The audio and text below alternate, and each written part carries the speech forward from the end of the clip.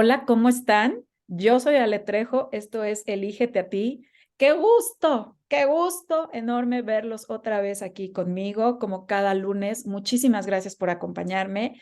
Y esta vez, como dirán en España, se van a flipar, porque de verdad encontré esta mujer en TikTok y yo enloquecí porque es un tema que a mí me puede fascinar y que yo en lo personal no sé cómo transmitírselo. Sin embargo, sé que va a ser un gran aprendizaje para todos los papás y todas las mamás, para la mejor crianza para nuestros niños en todas las situaciones, sobre todo las de violencia.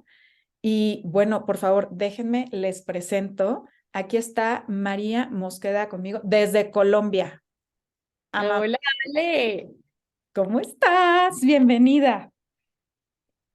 Muy emocionada de estar acá. La verdad es que en Colombia estos temas hasta ahora están empezando a sonar. Entonces, cuando me contactaste, emoción total y aquí estamos. Vean, o sea, yo decía, es TikToker, le voy a escribir que me conteste. Y me contestó. Tuve muchísima suerte. Sí, sí, sí. Pues les platico para que la conozcan mejor, ¿ok? Entonces, ella está en Colombia, ella es comunicadora social y periodista, estuvo mucho tiempo trabajando en el sector gubernamental, ¿cierto? Y en el 2018 empezó en el sector de educación. Y obviamente todo esto se debe a que fue mamá y dijo, ¿qué onda? Necesito criar de manera más consciente a mi criatura, a la bendición, le llamamos nosotros ya acá, a las bendiciones. Y fíjense todo lo que aprendió. Detección, atención inicial y prevención de abuso sexual infantil. ¿Qué hubo? También eres educadora de familia con psicología positiva. Sí, Disciplina positiva. disciplina positiva. Y bueno, pues también en sueño infantil, que creo que a muchas les va a ayudar, entonces no se la pierdan para que al final tengan todos sus datos, porque sé que varias van a traer la ojera hasta acá y van a decir, me hace falta. Porque también es muy violento no dormir, me queda clarísimo.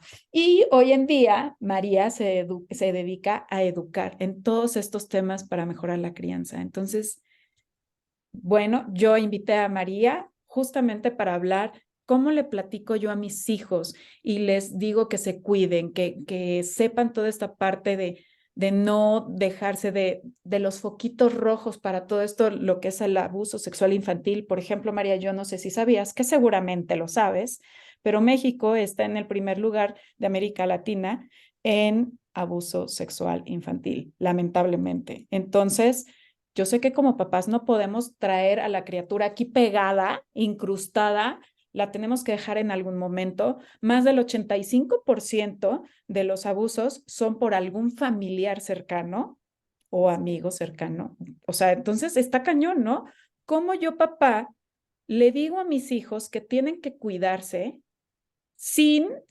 porque pues, ¿cómo les vamos a decir es abuso sexual? Y fíjate que el abuso es la violación y ¿cómo les platicas eso sin que se espanten, sin que vean mi paranoia como papá y que también ellos aprendan a cuidarse desde chiquitos? ¿Cómo le hace uno? Cuéntame, por favor. Bueno, pues Ale, acá es un tema fundamental el que estás tocando, pero tenemos que devolvernos un poquito, porque es que la gente siente, piensa y cree que cuando uno va a educar o va a prevenir a su hijo sobre abuso, lo único que tiene que hacer es decirle, no puedes dejar que nadie toque tus partes privadas. Y como esa conversación de de los genitales, así como a medias, y ya, ¿lo entendiste? Ah, bueno, listo. No, yo ya hice prevención. Y resulta que la prevención se debe hacer de manera integral. Esto no es solo un tema de sexualidad. La sexualidad, por supuesto, es parte fundamental de ese gran círculo de prevención, pero existen otros, digamos, otros áreas que hay que tocar. Entonces, lo primero que uno tiene que hacer como papá es crear un entorno protector para su hijo. Y si quieres, ya hablamos de cada uno un poquito en detalle para que entiendan de qué les estoy hablando. Lo segundo que uno tiene que hacer en esa crianza, y esto todo lo tenemos que hacer en paralelo, ese es el gran reto, ¿no? Crear entornos protectores, fortalecerlos, digamos, personalmente, ahí sí hablar de sexualidad y también entregarles habilidades de autocuidado. Todo esto se va a ir haciendo de a poquitos de acuerdo a su edad de desarrollo, que eso lo que dices es muy cierto, que no se asuste el niño, que no quede traumatizado, que ahora no crea en ningún adulto, ¿no? No se trata de generarle como nuevas inseguridades, sino de que seamos muy 360. Pero puntualmente, así como para entrar con tips y con ideas. Si yo quiero hablarle a mi hijo de prevención, tengo que hablarle de consentimiento. ¿Y yo cómo hago para hablar de consentimiento en un niño chiquito? ¿No? ¿Cómo le hablo a un toddler, por ejemplo, que son niños de 2 años en adelante, a los 4 o 5, de consentimiento? Pues primero tengo que hablarle de cuáles son esos no negociables de su cuerpo, ¿no? Entonces, hablarle muy claramente de sus partes, de todo su cuerpo sin ningún tabú. Cabeza, hombros, pecho, cola, vagina, pene, ano, ¿no? Normal, porque muchas veces esto nos escandaliza y eso es un poco lo que les pasaba a nuestros papás. Yo hablaba con mi mamá y yo le decía, oye, es un milagro que a mí no me haya pasado nada porque yo realmente tuve muchas situaciones de riesgo de niña y no, gracias a Dios no tuve que vivir una cosa así, pero ellos no hablaban de eso, a uno no le explicaban de sexualidad, lo que aprendía uno en el colegio, que era un tema muy biológico, ¿no? Este es el sistema reproductor. Funciona para hacer lo siguiente. Nunca era como las partes del cuerpo, cuál es la funcionalidad, qué es consentimiento, cómo es una relación consensuada y demás. Pero bueno, ya le enseño entonces a este niño cuáles son sus partes, él ya las nombre por sus nombres y luego entonces le digo, mira, estas son tus partes no negociables. 3, las que todos conocemos. Si eres niña, pues tu cola, tu pecho y tu vagina o tu vulva. Y si eres niño, tu cola y tu pene y tus testículos. Esas son tus partes que son tuyas. Nadie más debe tocarlas, nadie más debe consentirlas. No son un juguete, ¿no? Un poco ayudarle a él como a entender eso. Y decirle, bueno, pero habrá unas ocasiones en las cuales algún adulto va a tener que tener contacto con tus partes privadas. Cuando eres bebé, cuando no te sabes lavar tus partes privadas, pero te lo voy enseñando paulatinamente. Y hay contactos adecuados y contactos inadecuados. ¿Cuáles son los que no? Los que me hacen sentir incómodo, me da miedo. em, Solo te deben, digamos, solo te deben tocar tus partes, mamá, papá, la abuelita o las personas muy cercanas que manejan el cambio del pañal del bebé, por ejemplo, o lo llevan al baño. Pero a ese bebé igual le decimos, pero a pesar de que estas personas son de confianza, puede no haber un contacto que te guste y ahí tienes que hablar con mamá y papá. Entonces, fíjate que es una cosa muy escalada em, y hablando como de a poquitos. No sé si quieres que entremos a hablar de cada uno de estos 4 grandes áreas de la prevención. Están increíbles, sí, pero antes, por ejemplo, ¿cuál sería la edad que tú recomendarías donde tendríamos que empezar a pensar en esto? Porque digo, me queda claro que si tiene un año, pues depende totalmente de ti. A lo mejor, no sé, 5, 6 se me hace ya grande, 4 no sé si está bien, 3 no sé. ¿Cuál es tu recomendación, la verdad? Pues fíjate que tú empiezas a hacer prevención de abuso desde muy chiquiticos. ¿Y cómo? Haciendo muy consciente a ese bebé de sus partes íntimas. Entonces, por ejemplo, yo inicié este proceso con mi hijo que ya tiene 3 años y 3 meses. Lo inicié cuando él tenía 8 meses, cuando ya empiezan a entender un poquito más el mundo, el lenguaje. Yo le hablaba mucho.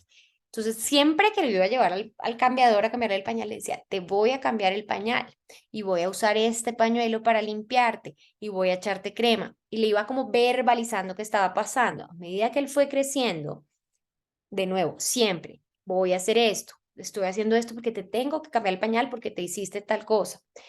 Ya más grande, cuando se volvió verbal, a partir de los 2 años más o menos, pero fíjate que esto es un ejercicio de todos los días de la vida. Ok. Ya se vuelve más grande y a los 2 años ya empiezo a decirle que ya se bañaba parado en la ducha, ya no era tinita de bebé. Le digo, bueno, yo te voy a limpiar tus partes privadas, tu pene, tu cola, porque toca hacer un muy buen aseo, pero te voy a enseñar a hacerlo para que más adelante no tenga mamá que hacerlo, ¿ok? Hoy en día, que Gabriel tiene 3 años y 3 meses, ya él se lava sus partes privadas claramente con la motricidad que lo puede hacer y yo superviso y si veo que hay que hacerle una ayuda, le digo, te voy a ayudar, ¿me permites? Siempre como pidiéndole su consentimiento. Ok, Y el consentimiento no solo se da con las partes íntimas, se da con todo. claro. Entonces, si yo a mi bebé desde los 8 meses lo estoy obligando a dar besos, abrazos, dale un beso a la abuelita, dale un beso a la tía, y empieza la familia porque son otras generaciones, ¿no? Es que lo estás enseñando a ser un grosero, me decían, porque no saluda. Yo le decía, no, es que para saludar no hay que dar besos y abrazos. Para saludar tú puedes decir hola, puedes hacer un puñito. Entonces yo le doy opciones a Gabriel. Hoy en día, si él quiere dar un abrazo, genuinamente lo da. pero si no quiere, muchas veces no, y le manda el puñito a la persona y la persona ya sabe que él está poniendo su límite. Entonces, Claro. fíjate que va a ser muy importante que en la crianza uno les permita poner esos límites. Claro, es que si no empezamos desde algo sencillo como es el saludo, pues lo demás, ¿cómo, no? O sea, si yo lo forzo a que me dé un beso, obviamente si llega alguien que no tiene muy buenas intenciones, por ahí va a empezar, obviamente. O sea, nunca Así, puedes forzar a nadie. Bueno, ni nosotros, cuando somos adultos, ¿no? Si no quieres saludar a alguien de beso, no haces esto así como de, sí, ¿qué onda? Vaya. así es. ¿Por qué forzar a un niño? Ok, me queda más claro. Fíjate, yo no lo había visto así como desde tan chiquitos, pero tienes toda la razón. Y ya en alguna ocasión, no, olvídalo, no fue en alguna ocasión, fue cuando te vi en TikTok, ya había visto esto de nombrar partes y el avisarle qué es lo que vas a hacer, no llegar deliberadamente y, ay, lo limpio en automático y punto. Es, te voy a hacer tal, mira qué voy a hacer. Que él sepa exactamente qué es lo que se está haciendo, que no es un juego y que él también tiene que aprenderlo, que finalmente ahorita porque está chiquito y tiene que aprender. Así es. Y fíjate que este mensaje reiterado les permite a ellos varias cosas. Aprender a tener una comunicación asertiva con las personas que creen son de confianza. Entonces, hace poco a mi hijo le pasó. Llegó del jardín, él está en el jardín, y me dice, mamá, imagínate que Joaquín, que es un amigo de él, me tocó el pipí. Y yo puse mi mejor cara porque en ese momento, cuando un niño te habla de un tema que es muy sensible, tú tienes que guardar total calma y cordura. Ok, De otra manera lo vas a asustar y se va a retractar y no te va a querer contar. Entonces va a ser súper importante que uno le diga, cuéntame más. Yo actué claramente porque quería pegar un grito en el cielo, ¿no? Pero me compuse, lo miré a los ojos y le dije, cuéntame más, ¿qué pasó? Y me describió todo lo que pasó. Estaba un poco confusa la historia, entonces llamé a su profesora y su profesora me dijo, mira, no, la verdad es que yo estaba ahí, estaban haciendo la fila para entrar al bus, Joaquín se volteó a hablarle y sin querer le pegó con la mano, pero no fue como que le haya agarrado, ¿no?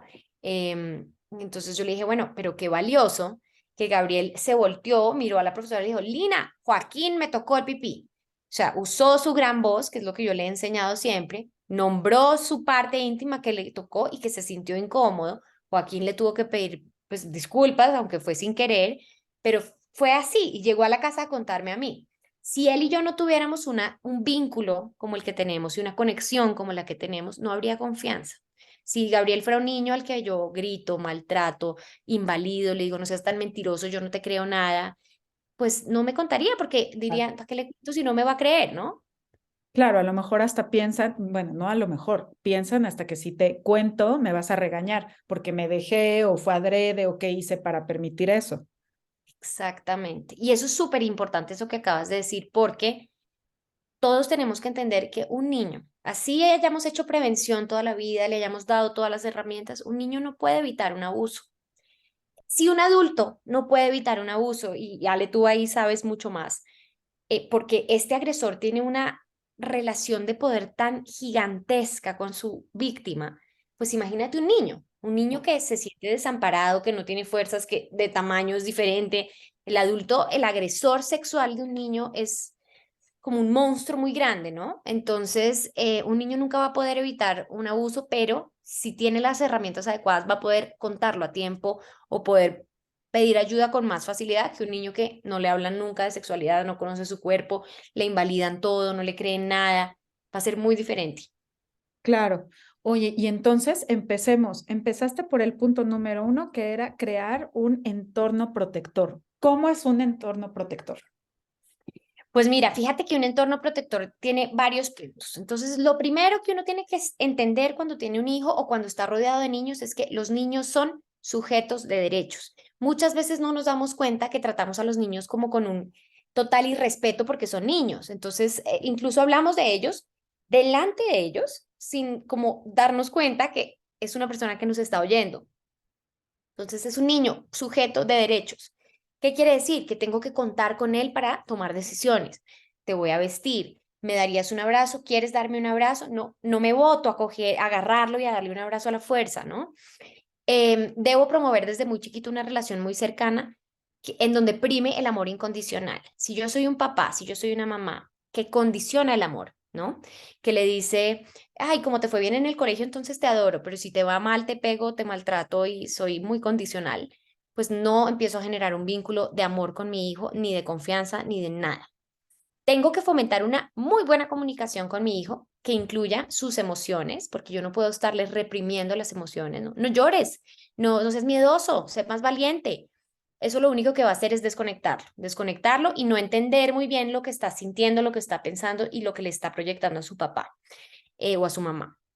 Hablarles, por supuesto, de sexualidad, de sus cuerpos. Ya más adelante, si quieres, lo miramos ya como en edades, cómo podemos aproximarnos a cada tema y hablarles, por supuesto, de abuso más adelante cuando ya entienden todo esto que hemos nombrado.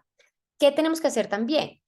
Tratar de fomentar una disciplina amorosa y libre de violencia. ¿Por qué? Porque queremos coherencia al crecer, que mi mamá no me enseñe a no gritar gritándome, que no me enseñe a no pegar pegándome, mucha coherencia y mucha modelación, ¿no?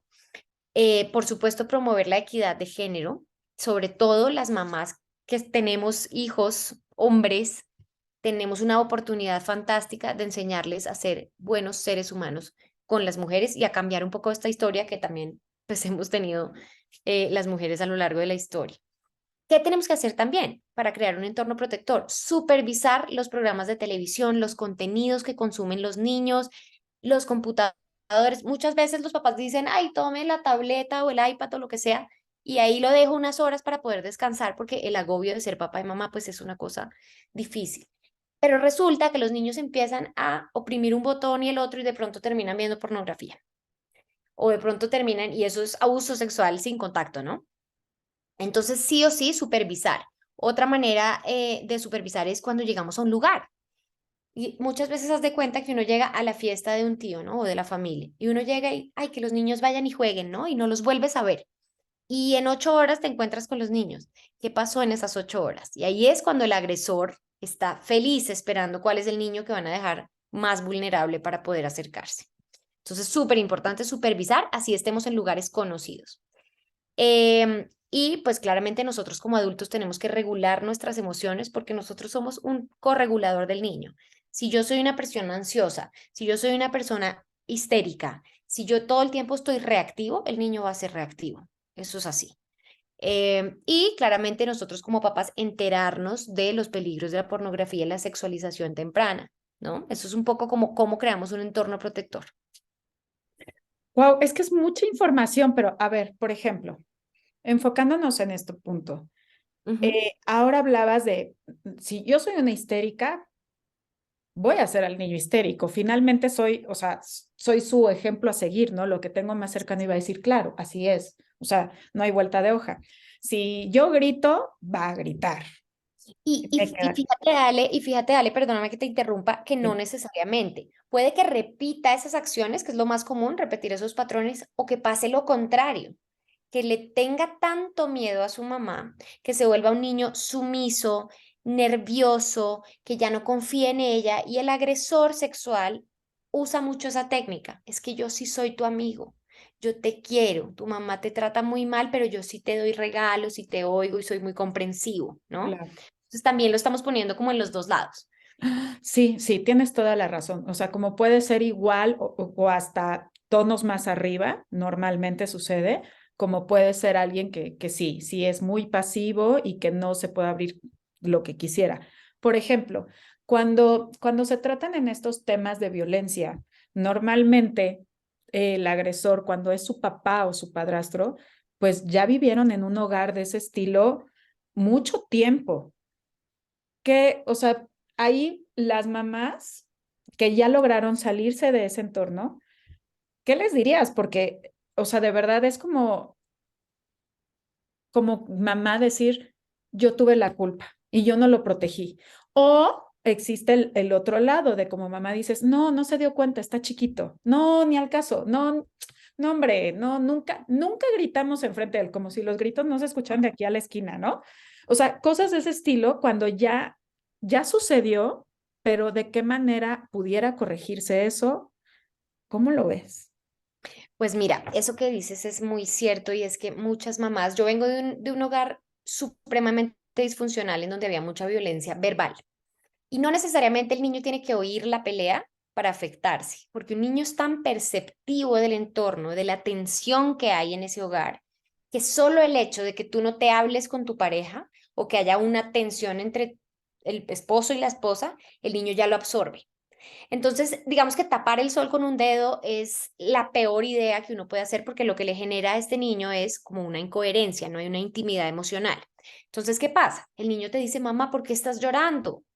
Nada, mi amor, no me pasa nada, estoy perfecta, y le cambias el tema. Y el niño empieza a ver que está mal expresar lo que estoy sintiendo y que además no hay una coherencia, que mi mamá está bien, pero está llorando. Em, lo mejor o lo mejor que uno puede hacer, porque no somos robots y no vamos a ser perfectos y nos vamos a equivocar y vamos a tener peleas delante de nuestros hijos, es decir la verdad. Mira, mamá, ¿qué pasó? ¿De qué estabas hablando con el papá? Porque además uno se pone muy tensionado de niño cuando está viendo a sus papás peleando, ¿no? Sí. Hablarle con toda la claridad, obviamente omitiendo detalles que no tiene que saber, pero sí diciéndole, mira, mi lindo, ¿sabes qué pasó? Mamá y papá están discutiendo porque no estamos de acuerdo en un tema y no hemos podido llegar a un acuerdo. Y sabes una cosa, nos hablamos muy feo, tienes razón, ¿sentiste un poco de miedo cuando estábamos hablando así de fuerte? Te puedo entender, yo también, y como conectar con tu niño. Entonces, sabes que cuando yo tenía tu edad y mis papás peleaban, yo sentía mucho miedo y quería proteger a mi mamá. ¿Eso es lo que estás sintiendo? Como un poco ser ese descriptor emocional de ese niño para bajarle la atención y que él vea que es normal, que es una, digamos que es una discusión, que ustedes se están dando cuenta que no se están hablando bien y que lo van a parar. E incluso pedirse perdón.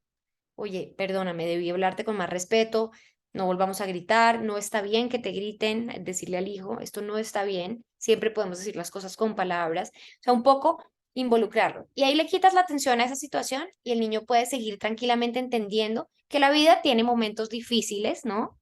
Pero que hay maneras de hablarlo y de llegar a acuerdos con respeto. Eso es un poco, pero si ya las cosas se fueron, ¿no? Ujú. Me oyeron mientras me pegaban, o oyeron, no sé, algo ya mucho más fuerte y digamos traumático, yo te diría, sánate para poder sanar a tus hijos. Cuando uno vivió ese trauma, perfecto, haga su proceso, pero entienda que hay unos niños detrás que también están viviendo un tema que les va a marcar ese proyecto de vida que ellos están construyendo. Entonces, fundamental que, claro, que las mujeres sanemos nuestra parte, fundamental, para poder tener mejores herramientas, pero que también nos acordemos que tenemos unos niños que se están formando y están tomando decisiones de vida con eso que está pasando en su entorno. Oye, y esto está muy interesante porque de verdad me quedé así, pensando, si me viste. Y me encantó cómo diste el ejemplo ahorita. ¿Por qué? Porque dependiendo también de la edad del niño, y no todos los niños por temperamento van a ser como explosivos, muy abiertos y demás. Puede haber por temperamento unos muchísimo más reservados, calladitos, etcétera. Pero lo describiste todo tan bien que muchas veces siendo tan chiquitos pues no saben cómo se sienten. Entonces, si tú les das opciones, como bien dijiste, a ver, yo hice lo mismo y me pasó esto y yo también me sentí triste, o tienes miedo o tal, ya como que los ayudas a identificar qué es lo que sienten y qué es lo que piensan. Eso me gustó. Así es que el tema emocional es muy fuerte porque yo no sé si a ti te ha pasado, pero a mí me pasó mucho. Yo vine a aprender de este tema en 2014, o sea, ya grande. em, Y yo me acuerdo que yo había momentos de mi vida que yo decía, siento algo, pero no sé qué es, no sé qué me pasa. No Ujú. podía identificar que me daba un atracón de comida, por ejemplo, y no entendía que era ansiedad, y no entendía que era miedo, y no entendía, como que no había nombrado, y suena muy básico, ¿no? Como que, obvio, las emociones, pero pues a mí no me las enseñaron. Y esto tuvo unas implicaciones importantes en mi vida. Entonces, hoy en día, cuando yo veo a mi hijo de 3 años que está llorando desconsolado, le digo, mi amor, ¿estás triste? Y me dice, se queda pensando y dice, no, mamá, no estoy triste, estoy cansado. Ya sabe cómo identificar y cómo ser muy consciente de su ser, de su sentir, y eso les ayuda un montón para gestionarse emocionalmente, que en últimas ese es como el ideal, ¿no? Que nuestros hijos tengan inteligencia emocional. No, está increíble porque hasta como dices, si uno no sabe, o sea, también como mamá sales de o estás viviendo una experiencia así y de verdad no te hallas y juras que estás loca. Entonces creo que es un ejercicio mutuo. Yo te enseño, hijo, cómo describir y veo ya también, hago mi test interno de también cómo me estoy sintiendo yo, ¿no? Porque a veces no te hallas, esa es la cuestión. No te hallas, no sabes ni dónde estás parada, no sabes ni cómo reaccionar y tienes enfrente una, dos, tres responsabilidades de ese tamaño y dices, ¿en qué momento, cómo le hago? Entonces, mira, no lo había visto así como una dinámica de descubrimiento, educación y sobre todo para bajarle 16 rayitas al enojo, a la frustración, al cansancio, al eso que me trae bloqueada. Me gusta. Y eso como para concluir esta parte, es súper importante entender que cuando un niño transita todas las emociones, son mucho más fáciles de gestionar. Si tú te la pasas reprimiendo emociones, y esto le pasa también a los adultos, si uno todo el día está diciendo, estoy perfecta, estoy súper bien, mi vida es perfecta, y no estás mostrando ni viviendo lo que estás sintiendo, ni aceptando eso que estás sintiendo, llega un punto de quiebre, en donde en la adultez pues puede pasar cualquier cosa, ataques de pánico, depresión, un montón de cosas, pero en los niños chiquitos se vuelven mucho más irritables, las reacciones son más fuertes, manejar una rabieta es mucho más difícil porque es como que ya exploté y no puedo. En cambio, si yo vivo todas mis emociones y no las pongo nombres de buenas y malas, ¿no? La rabia es fea, es que los niños que lloran son feos, sino que las pongo como unas emociones, todas iguales, al Claro. mismo nivel, pues el niño simplemente las transita, se siente mejor y sigue con su vida. ¿Qué opinas? Digo, yo ahí adentrándome en esto, digo, ya tenemos que pasar a la parte de fortalecer el entorno, pero ¿qué opinas sobre el no decirle a los niños está bien o está mal, sino el te gusta o no te gusta o no sé qué otras palabras utilizar sin darle ese juicio y sin hacerlo sentir mal o culpable todo el tiempo, como que está errando, ¿no? Así de, lo hice mal otra vez, no sé. Pues eso justamente cuando uno se dedica a decirle muy bien o muy mal, lo Ujú. único que estás haciendo es que esta persona, cuando crezca, o incluso de chiquito, se vuelva adicto a la aprobación. Y entonces son estos niños que tú ves diciéndole a la mamá todo el tiempo, mamá, lo hice bien, pinté bien. O sea, necesitan que todo el tiempo nos estén reforzando. Yo soy una adicta a la aprobación totalmente y lo hemos hablado con mis papás y nos reímos hoy en día porque yo les digo, toda mi vida que necesitaba que algún adulto me aprobara porque eso era lo que yo vivía en mi casa. Entonces Claro. llegas a un trabajo de adulto y necesitas la aprobación. Y cuando te dan tu primer feedback negativo, pues lloras desconsoladamente, como que esto fue lo peor. No soy capaz de manejar la frustración, nunca me lo enseñaron, ¿no? Entonces, yo creo mucho más que en lugar de elogiar a los niños y Ujú. de que el logro nos ilumine a nosotros adultos, entregarles el logro a ellos. ¿Y cómo lo hacemos? Simplemente describiendo el logro para que el niño se sienta orgulloso de su logro como suyo, no porque me está, digamos, llenando a mí mi ego. Te voy a poner un ejemplo A ver. muy básico que pasó hoy con mi hijo de 3 años. Hoy por primera vez se vistió solito, se vistió solo 100% y se voltea y me dice, mamá, me vestí solo. Y yo me moría por decirle, muy bien, eres el mejor, eres un duro, eres un campeón, ¿no? Ese era lo que quería decirle. Sabiendo lo que sé, le dije, wow, te vestiste solo. Fíjate lo fácil que es, solo le tengo que describir lo que logró. ¿Cómo te sientes de haberte vestido solo? Le entregué su logro, le entregué su emoción y que él me diga qué sintió. Me siento feliz, mamá. Llegó al jardín a contarle a todo el mundo que se había vestido solo. En fin, pero a lo que voy con esta historia es enfocarnos mucho y es muy loco porque toca ser muy conscientes. En el día a día uno no puede ir en piloto automático, no No. puedes. Tienes que estar muy consciente de que tus palabras y lo que está pasando en este momento se va a reflejar en ese adulto de 30 años que te va a estar diciendo, mamá, tú me elogiabas y por eso soy adicto a la aprobación. ¡Ah! Fíjate qué bueno que dices eso, porque últimamente es como meternos esa dinámica de decreta. Eres un fregón, eres un no sé qué. Está muy de moda, al menos acá en México está muy de moda y yo estoy casi segura que en toda Latinoamérica y Estados Unidos también. Y el dile algo positivo a la gente que hace bien las cosas, ¿no? Pero bien, no lo había visto ese punto de vista. Me gusta ese cambio. Y a lo mejor es que lo hacemos con las mejores intenciones, ¿no? Me Siempre quedo es desde el claro. amor, siempre es desde el amor. Eso es también otra cosa. La intención nunca es mala. Y la intención con la que nos criaron a nosotros fue con la mejor, con las herramientas que tenían. No, yo nunca, yo siempre, mi mamá mucho tiempo vivía ofendida conmigo porque decía, no, pues les tocaron los peores papás del mundo. Yo les decía, No, me tocaron los papás que tenían las herramientas que tenían y como los criaron a ellos lo hicieron. Nosotros afortunadamente somos una generación mucho más consciente porque hemos tenido mucha más información, más estudios, el mundo ha evolucionado, estamos en otra era. Somos de buenas, nuestros hijos tendrán otra evolución y nos enseñarán muchas otras cosas, ¿no? Y ahí también está como un papel importante nuestro de desaprender para seguir aprendiendo, porque ese es como el chip que hay que cambiar. Los papás no somos sabios, es más, no sabemos nada. No, no, de No hecho, la sabemos. cosa es tener la apertura y como dices, es esa famosa palabra ahora de reconstruirse, ¿no? De aceptar qué es lo que no te ha funcionado o a lo mejor te funciona, pero no es tan bueno para ti o para los demás y esa necesidad de cambiarlo para mejorar. Fuera Total. de egos y de si yo estoy bien o mal y a mí me vale, porque, pues bueno, en eso caemos también mucho, hay que ser sinceros. Y todos estos temas le tocan mucho al segundo tema de prevención de abuso y es el fortalecimiento personal, A ver. porque ahí Ok. es donde empezamos a desarrollar las habilidades emocionales. Entonces, yo estoy educando a un niño al cual le estoy protegiendo su autoestima y su seguridad personal cuando yo le entrego sus logros, cuando yo no estoy buscando que me ilumine a mí con sus logros, sino que sean suyos, le estoy fortaleciendo su autoestima, está diciendo, soy capaz, pertenezco y aporto, ¿no? Es como un gran, digamos, es un gran lugar. Empiezan a tener autonomía, que eso es lo otro que nos pasa. En nombre del amor, entonces queremos vestirlos, alimentarlos, tenderles la cama, que se le quedó la lonchera los 5 días de la semana. Yo salgo corriendo en la mitad del día y les llevo la lonchera, ¿no? Porque no quiero que sufra.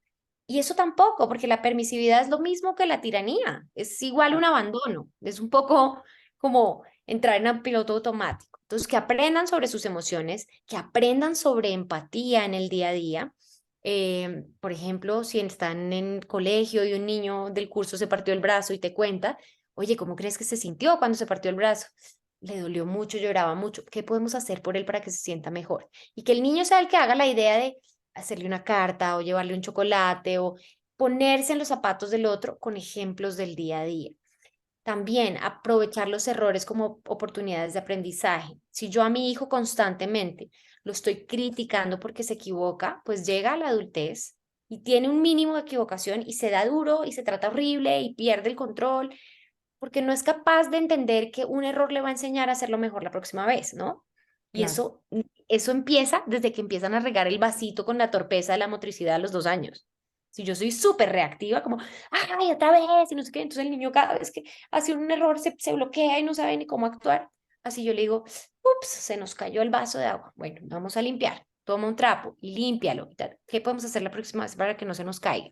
Poco a poco ayudarles que los errores sean esto. Asertividad, que sean asertivos a la hora de tomar decisiones, ponerlos en situaciones.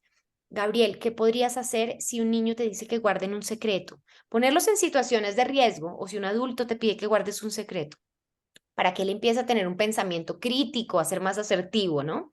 Ujú. Por ejemplo, ahorita hablando, esta frase de si un adulto te dice un secreto, por ejemplo, en toda la parte de abuso, siempre, siempre mendigos, todos los adultos este es nuestro secreto. No puedes decir nada.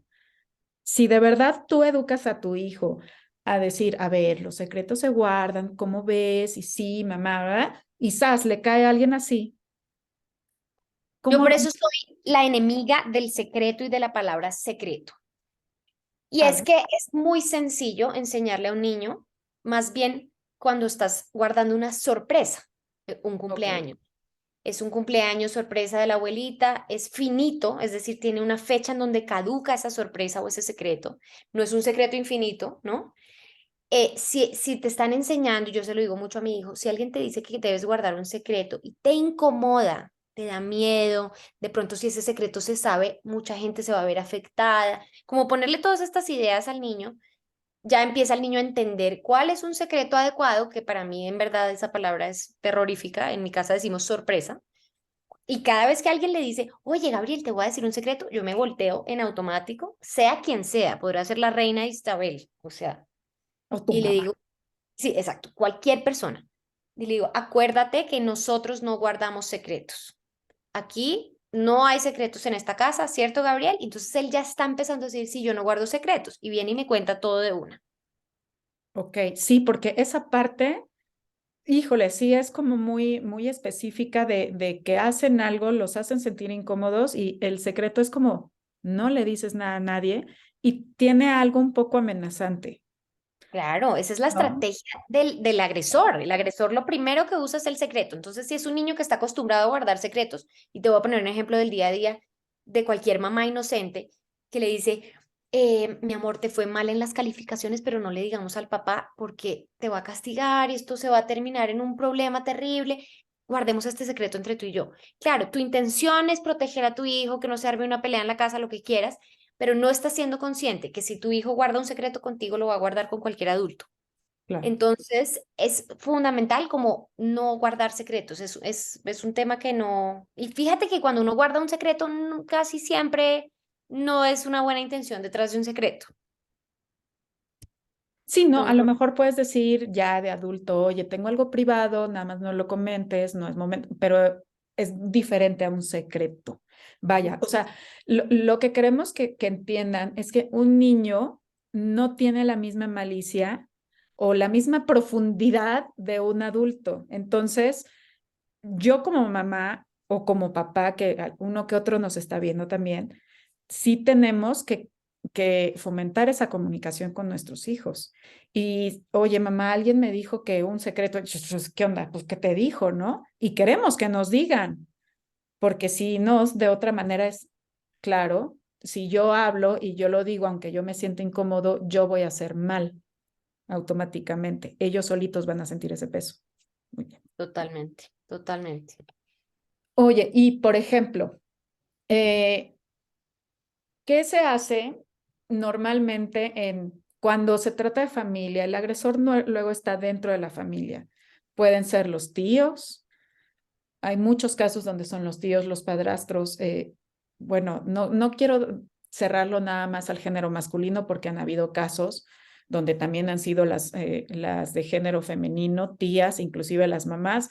Digo, ni quiero, por ejemplo, ahorita me suena el caso de Lucio Dupuy en Argentina, que fue aberrante, pero bueno, se da en todos lados. ¿Cómo le hago yo, por ejemplo, si yo llego a, no sé, el cumpleaños del tío Carlitos, ¿no? Mm. Y habemos muchos en la casa con la familia y muchos primos.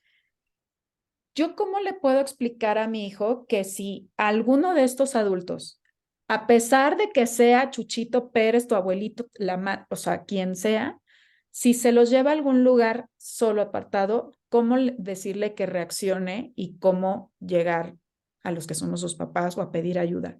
Porque sucede mucho. Sé que te la pongo un poco difícil, pero es que se da mucho y es justamente en esas mendigas reuniones donde suceden esas cosas. Y como bien dices, tú como adulto piensas que estás en tu burbuja donde estás a salvo con tu familia, que son quienes menos crees que van a hacer alguna estupidez, y se te va la onda y en 20 minutos pueden pasar muchas cosas. Pues Ale, esta es una pregunta muy, muy difícil porque realmente lo que yo te decía al inicio es, un niño nunca va a poder evitar un abuso.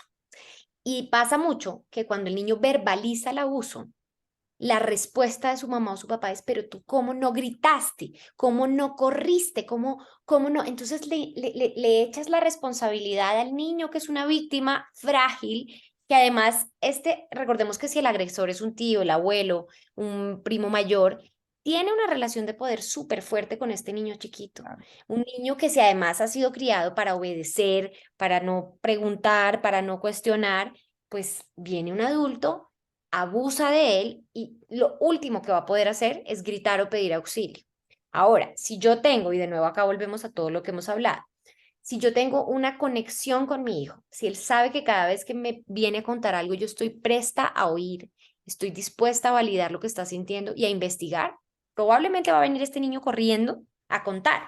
Y el agresor sexual es muy inteligente porque él no busca a los niños que tienen buena conexión con su mamá y con su papá. Él no busca el perfil de un niño que es capaz de decir, esto es injusto conmigo, esto no me gusta, me estoy sintiendo incómodo. Él busca al niño y tiene clarísima que su víctima es el niño que es callado, al que castigan constantemente, al que se la pasa así en las reuniones familiares, ese que probablemente va a guardar un secreto y que no va a ser capaz de soltar la información a su familia fácilmente. Ok, eso es bueno saberlo, porque sí, sí, o sea, tienes razón, pero también como papá debes de entender hasta qué punto tu niño puede ser más vulnerable que otro. Tienes toda la razón. Es que es mucha información, está muy interesante esto. Digo, lamentablemente el tiempo se nos ha terminado, pero María, por favor, de todas las personas que nos hayan visto y que se hayan quedado igual que yo así y que necesitan saber más, es que sí, sí, sí. ¿Dónde te pueden buscar? Digo, estás en Colombia, estamos a una hora de diferencia, no es tanto, pero si quieren algún Zoom, no sé si se pueda ver, si te quieren buscar en redes para saber más y que ellos se enamoren tanto de ti como yo cuando te vi y vi así, dije, yo de aquí soy, tengo que buscarla. Quieren aprender más y sobre todo por bien de sus familias, de sus hijos, de todos los que tengan alrededor. ¿Dónde te encuentran? ¿Cómo te buscan? Dímelo todo. Bueno, Ale, mira, yo te voy a contar un poquito yo qué hago, así como para cerrar. Tengo un taller de prevención de abuso, que esto que estamos hablando acá es un pedacito muy chiquito del taller, pero en ese taller uno entiende cómo opera la mente del agresor, cuáles son las señales que debo ver, las señales comportamentales, o sea, ya vemos como en detalle todo lo que pasa alrededor de la agresión sexual hacia los menores. Entonces, ese taller es muy interesante, lo hago virtual, lo he dado en diferentes, también lo hago presencial, si hay algún colombiano oyéndote, Seguro. me han llevado a empresas y a instituciones educativas a hacer este taller. Tengo talleres de sueño infantil y tengo clases para padres de disciplina positiva en donde aprendemos mucho de este tema de crianza, sanación del niño interior, eso que nosotros vivimos, porque claro, criar con respeto, si tú no fuiste criado así, es lo más difícil que te vas a enfrentar en tu vida. Entonces me pueden buscar en TikTok como Mariale Mosquera P, me pueden buscar en Instagram, arroba bloom.crianza. Y me pueden mandar un correo también en donde podemos hablar más abiertamente, maria@bloomcrianza.com. Ahí me encuentran para todo. Bloom, B grande, U, Sí, B de burro, Loom, como O, de doble. flores en inglés, Bloom. Ok, ok. Es que sí, luego nos ha tocado de que es muy castellano y luego en inglés y luego yo ya no sé. Entonces, para que no se Total, confundan. Bloom, total. perfecto. Ok, ahora, antes de irme, a mí me encantaría de que dieras un consejo a todas, así en general, que digas esto quiero que se lleven. Es mucha información, pero con esto quiero cerrar. Fíjense, de mí para ustedes, porque como bien dices, y muchas gracias, de verdad, agradecida total de que sea una pizquita de lo que tú das en tus talleres, que, wow, si esto fue una pizquita, no me imagino el taller entero va a ser así como súper alucinante. ¿Qué les dirías a todas las mamás que nos están viendo ahorita y que justamente tienen todas estas inquietudes de crianza, de pretender de lo estoy haciendo bien, lo quiero hacer bien, ¿qué hago? ¿Qué les dirías? Pues yo les diría que de esta conversación que tuvimos tú y yo se lleven 5 puntos fundamentales. El primero, que no nos obsesionemos con este tema, porque suele pasar que cuando uno empieza a oír esta información se empieza a obsesionar y a ver abusos en todas partes. Pero sí, más bien estemos más atentos, más observadores, más de rol protector. No soltemos ese rol protector por estar confiando, ¿no?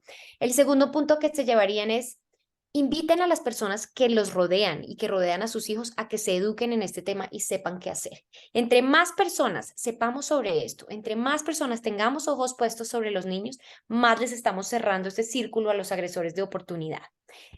3, la prevención y la protección depende 100% de nosotros como adultos y es un proceso de acompañamiento constante. Como lo dije, los niños son responsables de ser niños y la responsabilidad del cuidado es nuestra como adultos. 4, la clave va a estar en la prevención integral. Fíjense que no solo podemos hablar de sexualidad, no solo podemos hablar de las partes privadas y del consentimiento, sino que tenemos que hacer un entorno protector, entregar habilidades de autocuidado, hablar de sexualidad y todos estos temas. Y por último, nuestra actitud calmada y serena frente a todos estos temas le van a reafirmar la confianza de esos niños en nosotros. Si un niño confía en su adulto, si un niño confía en mamá y papá, va a poder tener una comunicación mucho más fluida y probablemente vamos a poder evitar un abuso. ¿No la aman? ¿En serio? ¿No la quieren? De verdad. De verdad, qué gusto. De verdad ha sido un gusto enorme y una gran sorpresa. Y yo no creo en las coincidencias ni las casualidades, al contrario, yo creo en las causalidades. Te agradezco enormemente. Espero no sea la última vez que te vea y que podamos compartir y de verdad que la gente te busque, te escuche y tenga, se lleve algo muy positivo y que diga, "Güey, ¿cómo me gustó este programa? Lo voy a volver a escuchar y la voy a buscar porque siempre se puede educarse para bien. De verdad, muchas millones de gracias por tu tiempo, por haber aceptado y por haber compartido con nosotros toda esta información. Ale, gracias a ti por ser un amplificador de este mensaje. Entre más hablemos de esto, vamos a poder salvar a muchos más niños. Yo creo que los temas incómodos son incómodos por una razón. Y hay que seguir hablándolos, seguir ampliando y seguir como acogiendo a estas personas que han tenido que vivir muchas cosas muy dolorosas para que nuestros hijos y las siguientes generaciones ojalá no lo tengan que vivir. Un abrazo enorme y gracias por recibirme. Ay, muchísimas gracias. Y como se los he repetido semana con semana, cada vez que terminamos un programa, compartan, porque uno nunca sabe a quién le va a llegar esta información y a quién le podemos salvar la vida. De verdad, háganme caso, compartan. Y pues nada, aquí los veo el próximo lunes.